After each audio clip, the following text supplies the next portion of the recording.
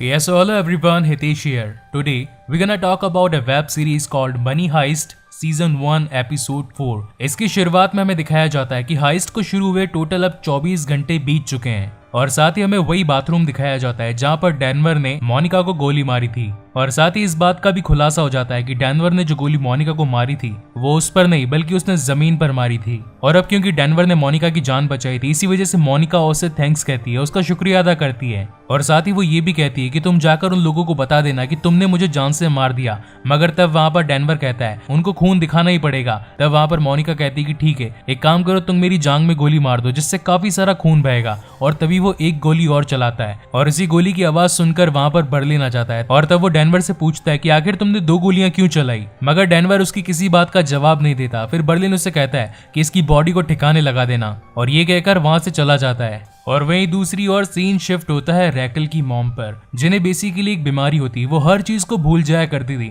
इसीलिए वो अपनी अलमारी में काफी सारे स्टिकी नोट्स लगा कर रखा करती थी जिससे कि वो हर उस चीज को याद रख पाए जो कि बहुत ही ज्यादा इंपॉर्टेंट हुआ करती थी। उन स्टिकी नोट्स को देखने के बाद में अगेन रेकल की मॉम को याद आता है कि रेकल और साथ ही उसकी बेटी पौला जो कि मेरे घर में मेरे साथ रहा करती थी, अब पौला यहाँ पर नहीं है। और तभी वो रेकल का नंबर उन स्टिकी नोट्स में से निकाल कर उसे कॉल लगाती है। मगर जब वो उसे कॉल लगाती है वहीं दूसरी ओर रेकल फोन पर बात कर रही होती है प्रोफेसर के साथ में। इसी वजह से वो अपनी मॉम का कॉल पिक नहीं कर पाती। उन दोनों की ये बातें चली रही थी मगर तभी प्रोफेसर के फोन पे एक कॉल आता है जो कि बेसिकली रेकल की मॉम का ही होता है। और तब वहां पर वो प्रोफेसर से कहती है कि मुझे रेकल से बात करनी है, काफी ज्यादा अर्जेंट है। और इसी वजह से प्रोफेसर अब रेकल का कॉल काट देता है। वहीं पर हम उनके हेडक्वार्टर्स में देखते हैं रेकल वहां पर कर्नल और साथ ही एंजल को बताती है कि उनका असली प्लान यहाँ की चोरी करना नहीं बल्कि वहां पर ही मौजूद कागज के बंडलों से नए नोट को छापना है। इसीलिए वो मुझसे एक ट्रक और साथ ही हेलीकॉप्टर की मांग कर रहा है। उन सभी का ये डिस्कशन चल ही रहा था लेकिन तभी वहां पर उसके कैंप में प्रोफेसर पहुंच जाता है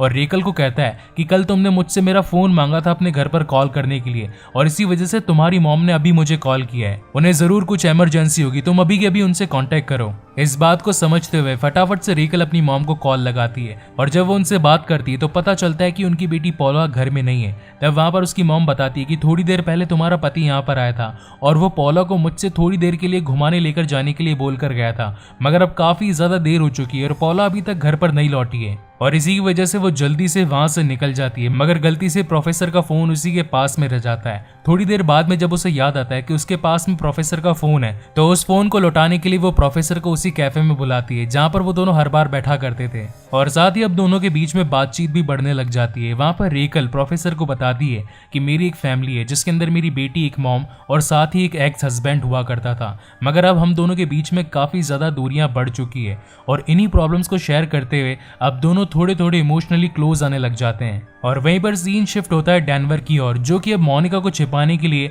अपनी उसी तिजोरी में चला जाता है जो कि थोड़ी देर पहले उसने और मॉस्को ने साथ मिलकर खोली थी। वहीं पर सीन शिफ्ट होता है बर्लिन की ओर जिसके पास में अब होता है आर्तुरो का फोन और वो वहां पर आकर सभी को पूछने लगता है कि आखिर ये फोन किसका है, तुम में से अगर किसी ने भी सच नहीं बताया तो मैं तुम सभी को मार दूंगा। मगर उसकी ये धमकी भरी बातें सुनकर टोक्यो के उस पर थोड़ा शक होने लगता है। तभी वो उसे साइड में ले जाकर पूछती है कि आखिर क्या मसला हुआ है। तब वहां पर बर्लिन बताता है कि एक लड़की मोनिका जिसके पास में एक मोबाइल बरामद हुआ था, इसीलिए उसने डेनवर को उसे जान से मारने के लिए बोल दिया और डेनवर ने जस्ट अभी उसका कत्ल किया है। अब क्योंकि प्रोफेसर का रूल था नो ब्लड यानी कि किसी का भी खून नहीं बहेगा, इसी वजह से रियो को गुस्सा आ जाता है और वह सीधा प्रोफेसर को कॉल लगाने की कोशिश करता है। मगर प्रोफेसर उस समय वहां पर नहीं था, इसी वजह से वो कॉल को पिक नहीं कर पाता।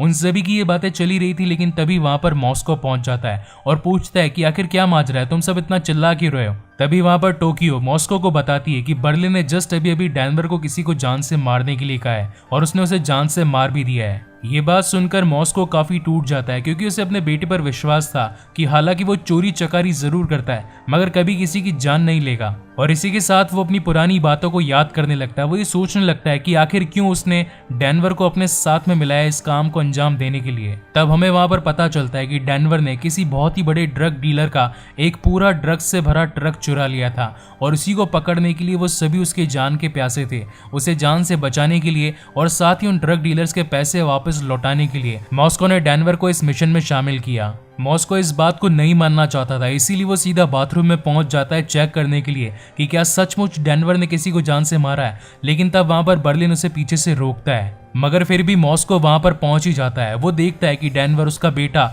बाथरूम में पड़े खून को पोछा लगा रहा होता है, उसे साफ कर रहा होता है। और इन सारी चीजों को देखकर मॉस्को को अटैक आ जाता है और वो वहीं पर जमीन पर गिर जाता है। उसी मोमेंट पर वहां पर हाइस्ट की पूरी टीम पहुंच जाती है और वो मॉस्को को एक कमरे में सुलाकर वहां से चले जाते हैं। वहीं दूसरी ओर अब डेनवर पहुंचता है कुछ एंटीबायोटिक्स और दवाइयां लेकर मोनिका के पास में, क्योंकि उसका खून भी काफी ज्यादा बह रहा होता है। वो उसे बताता है कि अगर जल्दी हमने तुम्हारी बुलेट नहीं निकाली तो तुम्हारे पैर में इन्फेक्शन फैल जाएगा, मगर तब मोनिका उसे ऐसा करने से मना कर देती और कहती कि बस तुम नॉर्मल बैंडेज लगा दो, बाकी सब कुछ मैं देख लूंगी। वहीं दूसरी ओर हम देखते हैं कि मॉस्को को उसके सपने में मोनिका की लाश दिखाई पड़ती है और वो नहीं चाहता था इस मिशन के अंदर किसी की भी जान जाए और अब वो इस मिशन को छोड़ना चाहता था। इसीलिए वो अपने कमरे से उठकर चला जाता है और रॉयल मिंट का मेन दरवाजा खोल देता है। वो वहां पर बिना मास्क के ही जा रहा होता है, तभी वॉस्लो उसे देख लेता है और वो उसे बचाने के लिए वापस रॉयल मिंट में लाने के लिए उसके पीछे पीछे भागता है और इसी भागम भाग में दोनों वहां पर गिर पड़ते हैं। मगर उनकी छोटी सी फुटेज पुलिस वालों को मिल जाती है, मगर कैसे तैसे करके वो उसे बचाकर अगेन रॉयल मिंट में ले आते हैं। तब वहां पर डेनवर अपने पिता को बताता है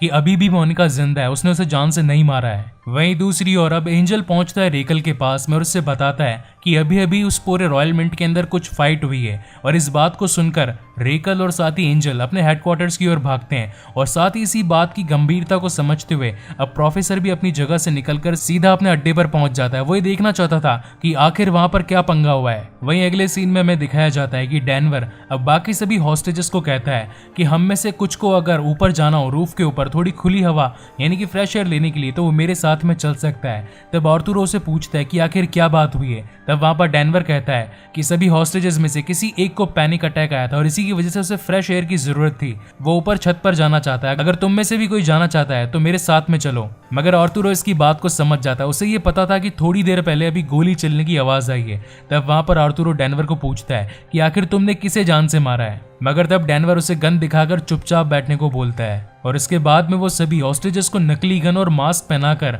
छत पर लेकर जाते हैं ताकि वो थोड़ी देर के लिए फ्रेश एयर ले सके। वहीं दूसरी ओर ये सारा इंसिडेंट स्नाइपर्स भी देख रहे होते हैं। उन्हें लगता है कि जरूर वहां पर कुछ गड़बड़ हुई है। छत पर आर्थुरो जोर जोर से चिल्ला रहा होता है। वो कहता है कि आखिर तुमने किसको जान से मारा है मुझे बताओ। और उसकी हाथ में गन होती है और मुंह पे मास्क होता है, तो स्नाइपर्स को लगता है कि वो जरूर उन लुटेरों में से कोई एक होगा और इसीलिए वो उसे शूट कर देते हैं। मगर बाद में उन्हें पता चलता है कि वो कोई लुटेरा नहीं बल्कि एक हॉस्टेज ही था। और इसी के साथ ये एपिसोड यहीं पर खत्म होता है। सो गाइज, आपको ये वीडियो कैसा लगा प्लीज मुझे लाइक और कमेंट करके जरूर बताइएगा। और अगर आपको मेरे वीडियोस पसंद आते हो तो उसे अपने फ्रेंड्स, फैमिली और साथ ही रिलेटिव्स में जरूर शेयर भी कीजिएगा। And again guys, thank you very much for watching this video. मिलते हैं अगले वीडियो में।